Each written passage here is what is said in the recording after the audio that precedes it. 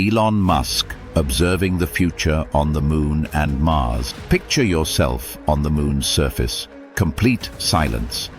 No winds, no sounds, no life signs.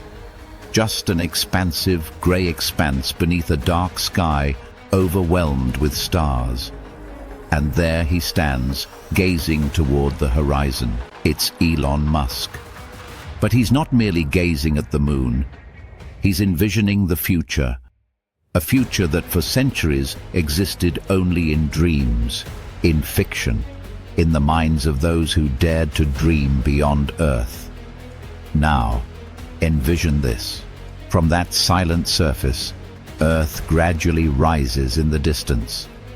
Humanity is finally free from that lone blue sphere, because someone chose that remaining on Earth wasn't sufficient. This narrative isn't solely about rockets. It's a tale of vision, of relentless determination, of defying limitations. Years ago, the thought of humans residing on the Moon or Mars seemed unattainable, overly expensive, excessively perilous, unreachably distant. Yet every significant advancement in human history began with the sentiment, that's unfeasible, flying. And here we stand. Now imagine Mars, a frigid red wasteland, dust storms enveloping the planet, temperatures that could freeze a person instantly, no oxygen, no seas, no signs of life, at least not yet. But in Elon Musk's perspective, Mars symbolizes not an empty realm. It represents a fresh start, a safety net for humanity, a potential second home, a realm where civilization can endure regardless of what transpires on Earth. Beneath this chilling realization, Earth's permanence isn't a certainty. Asteroids, climate change, conflicts, global outbreaks. One single event could alter everything. For Musk, the pressing question isn't, will anything happen? It's, what steps do we take when it does? Shall we remain and hope? Or should we expand and ensure survival? Now envision a Mars colony. Geodesic domes rising from the Martian soil.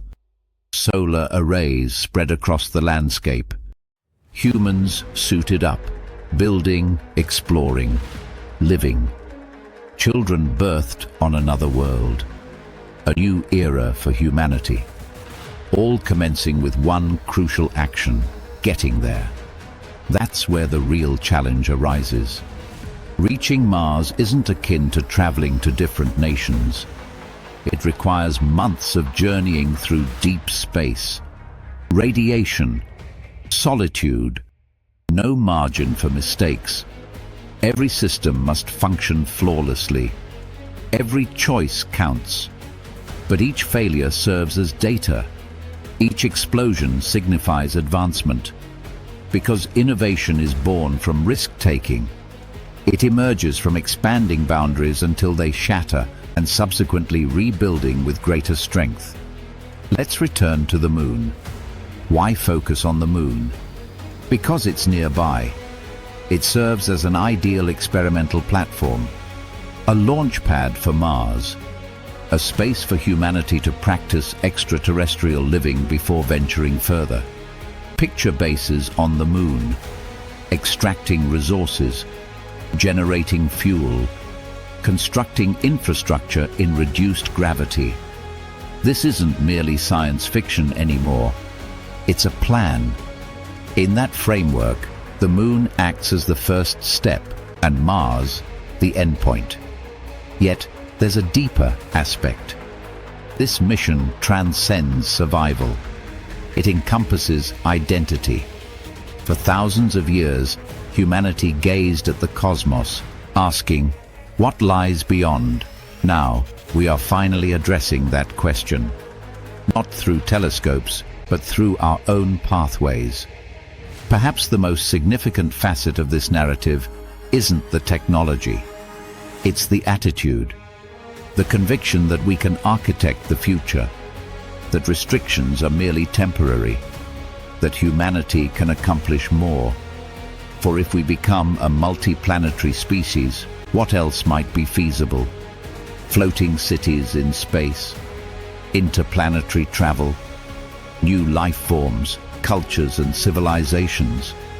The instant we permanently depart from Earth, everything transforms. Now envision Elon Musk once more. This time, he isn't solitary. Behind him, structures rise. People bustle about, a vibrant, thriving hub of humanity. And in the distance, this revolves around the future of humanity. A future devoid of boundaries tied to one planet, where survival doesn't hinge on a single world, where exploration transforms from fantasy into an obligation.